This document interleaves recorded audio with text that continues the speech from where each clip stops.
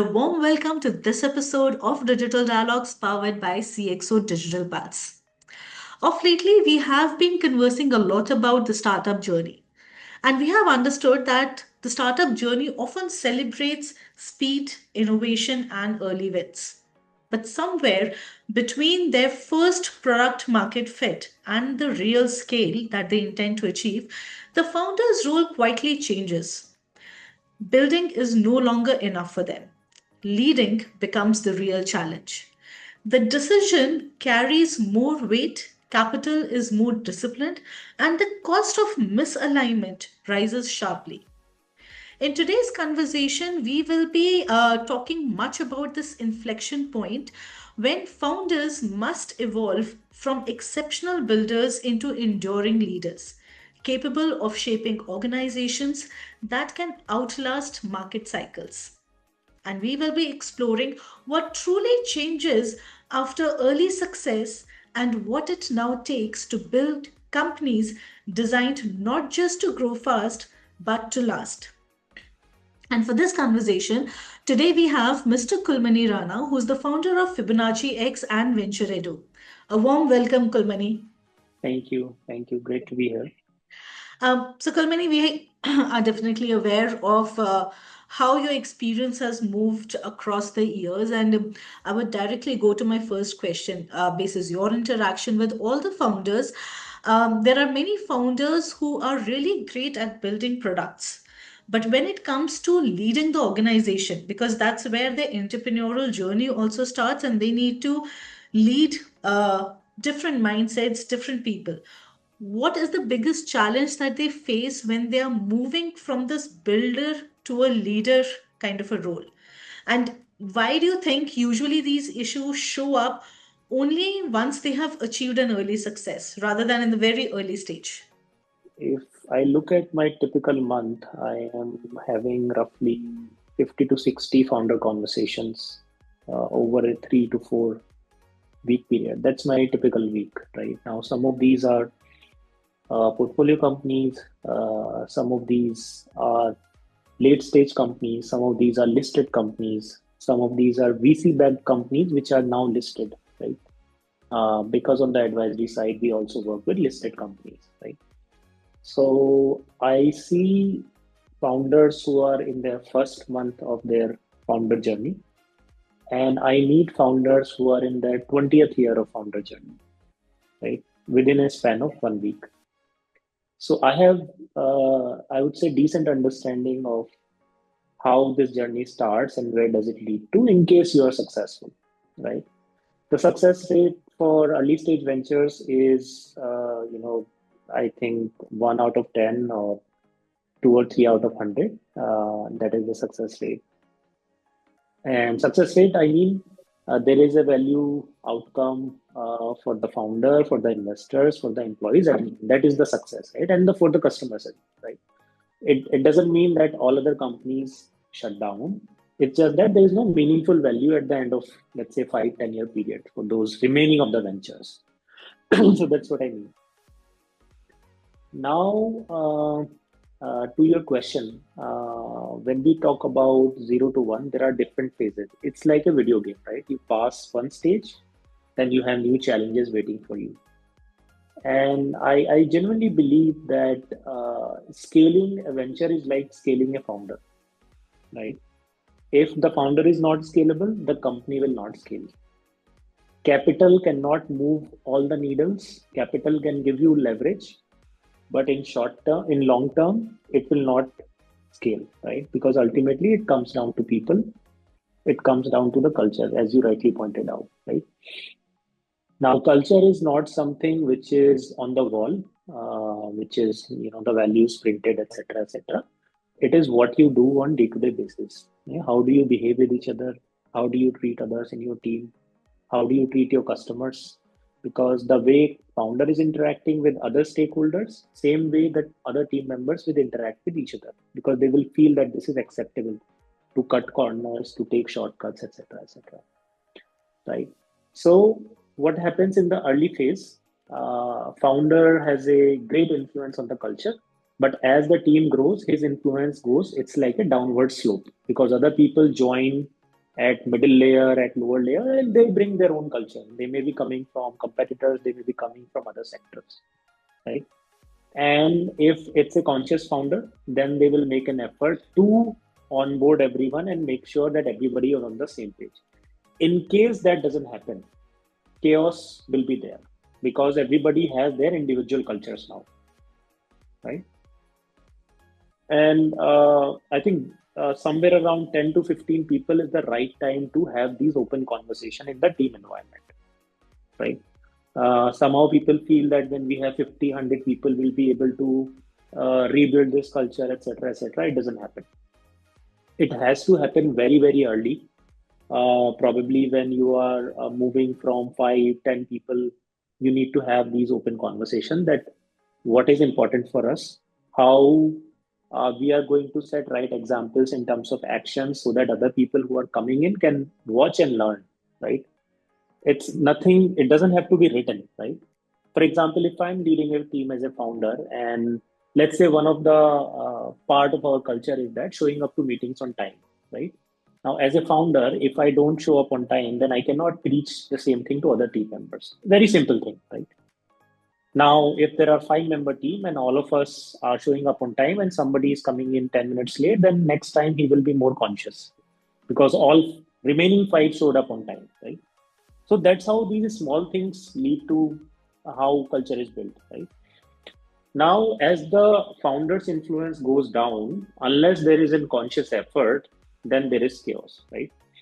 And as the company scales, unless that is very consciously done, that culture will not get transferred to other people who are joining your team, right?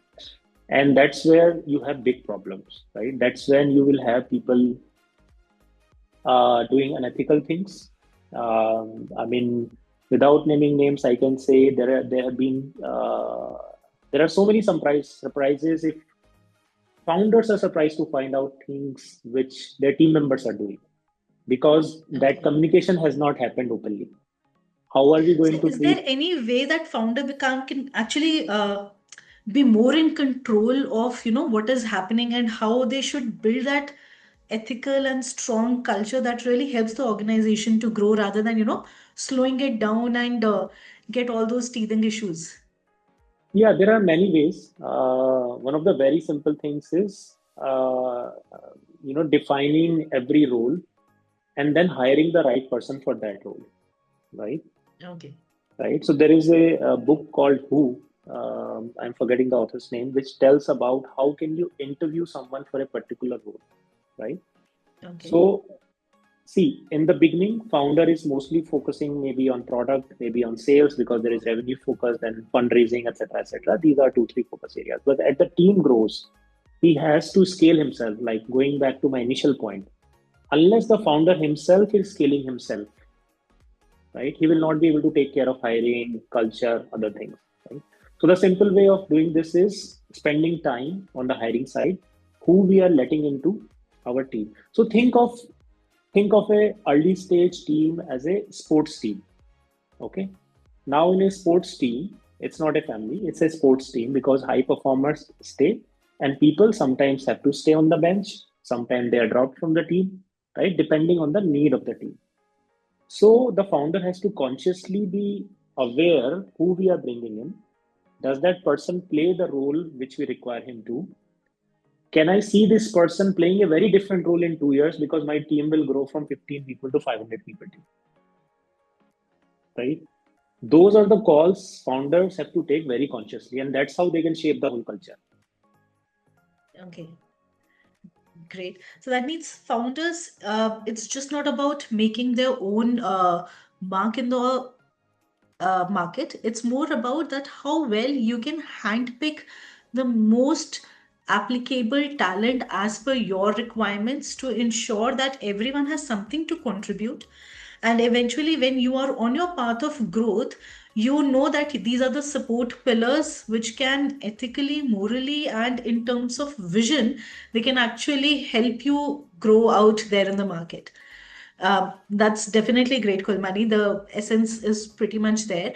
Apart from this, another key aspect is funding. And the expectations from the founders are growing. And obviously, from the VC side, also, they are ensuring that it's not an easy task for these founders to get access to that kind of funding because now their filtration is also pretty much high in terms of scrutiny. So, when these founders think of funding, the many a times they come ahead with valuation of their own organization in the mind rather than with a very strong plan of how strong they and their brand are and how long lasting they are. So what is this mind shift which is there existing in terms of funding when it comes to startups, and do you think there is a need for them to rethink their thought process, bend it up to ensure that it's a very long lasting relationship between the VCs and the founders? Yeah, so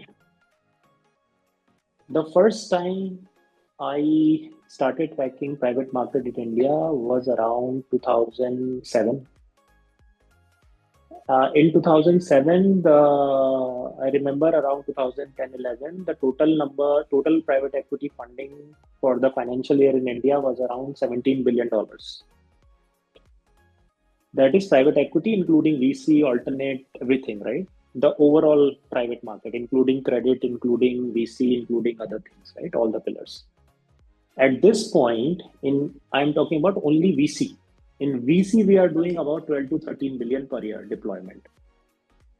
So you can imagine how fast we have grown in last 15, 16 years. So pre-COVID, there were about 39 AIF, Cat 1 AIF funds in India. I think couple of months ago, we published a report. There were about 139 Cat 1 AIF funds in India. Right. In last 6 years, you have seen 4x number of fund licenses issued by SEBI. Although, I mean, there is a question we can ask, okay, how many of them are actually operational at this point? How many are zombie funds, right? They may not be deploying any capital for a number of reasons. Right? So the market has grown, right? Are we a mature market at this point? I would say we are on our way to become a mature market. It will take us another 10, 15 years to become a mature market, right? If I look at the deployment per quarter in the VC space in China or in US, we are far behind, right? In terms of as a percentage of our GDP or as percentage of total private market. But this is still a very small market, small sort of deployment which we are doing at this point, right? So I think we are on our way to become mature. It will take us another, few cycles. And within this last 15, 16 years, I have seen many cycles, right? Markets are cyclical, as you know, right? So there were 2008 crisis. Then we had the Federal Reserve tapering around 2014. Then we had the COVID in 2019, right? Where we saw deployment, etc., jumping exponentially, right, around COVID time. And coming in from that cycle, that point in the market cycle, now last 4 or 5 years have been rationalization and correction path, right? Where people have started asking more probing questions to founder, right?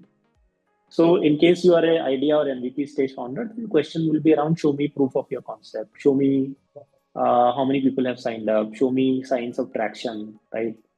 How do you plan to manage your unit economics in 24 months from now? Those kind of questions. So yes, that's a very good sign because now founders also have to think through and before approaching the investors, right? Also, SEBI has changed the rules around angel investors. As you know, now you need to be accredited before you can actually become an angel investor. So a lot of deal syndication which will happening on the retail side, that will probably change after this rule coming in from SEBI, right? So SEBI has put a condition who can be an angel investor depending on the net worth, right? Earlier anybody could probably get into that space. So that is building a rail guard around retail investors. On the fund side, I think activity has moved to companies at growth and late stage, and which is a very positive sign. And also, if you notice in the last couple of quarters, a lot of companies which raised their first round around 2009-10 now going for IPO, right? A lot of them stories have been in the media, and I'm not commenting on the how the performance has been in the retail market, but they have gone for IPO, which is a good.